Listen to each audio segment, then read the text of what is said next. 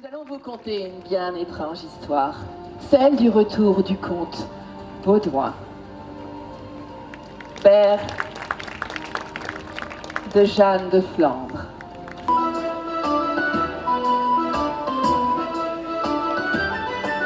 Voici venir à vous votre seigneur, Baudouin, comte de Flandre et de Hainaut. Je vous retrouve donc avec bonheur et vous invite à fêter comme il se doit nos retrouvailles.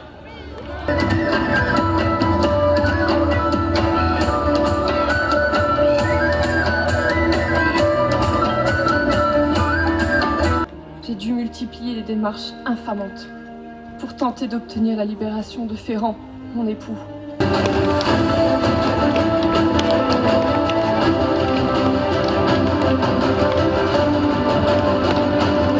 Le comte Ferrand fut pris et couvert de chaînes. Mon corps n'est que souffrance, et mon cœur saigne de vous avoir laissé seul. La reine vous demande, comtesse Jeanne. Le roi va vous recevoir. Mais il faut m'en accroire. Il n'y a point une goutte de sang de la maison de Flandre dans les veines de cet homme-là. Sire, il vous faut démasquer cet imposteur.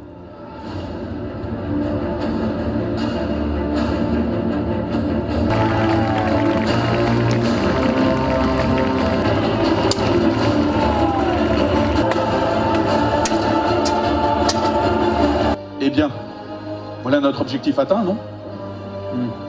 À moins que ce ne soit un piège. Effectivement, cela semble trop facile.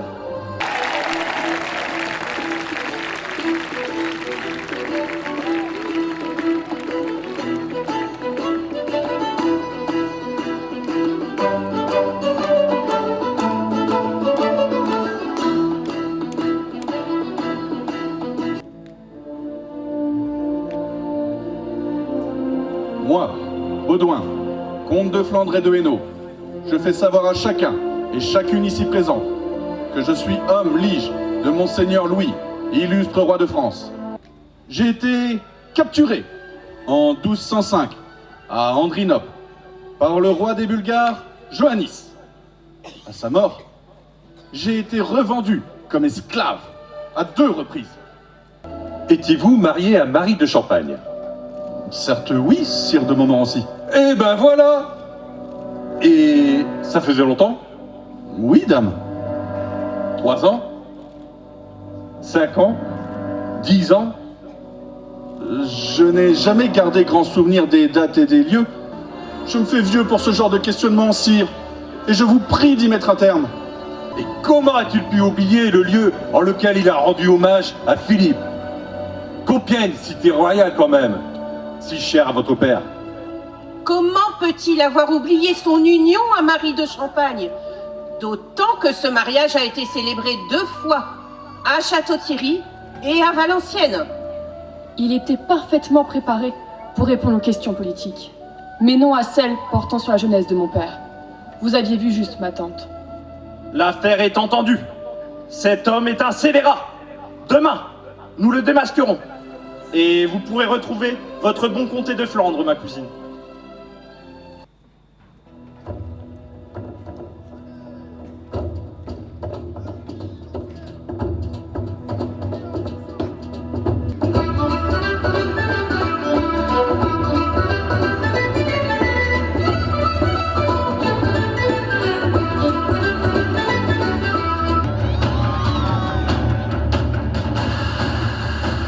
Ah, et voilà notre cordel pris et garrotté.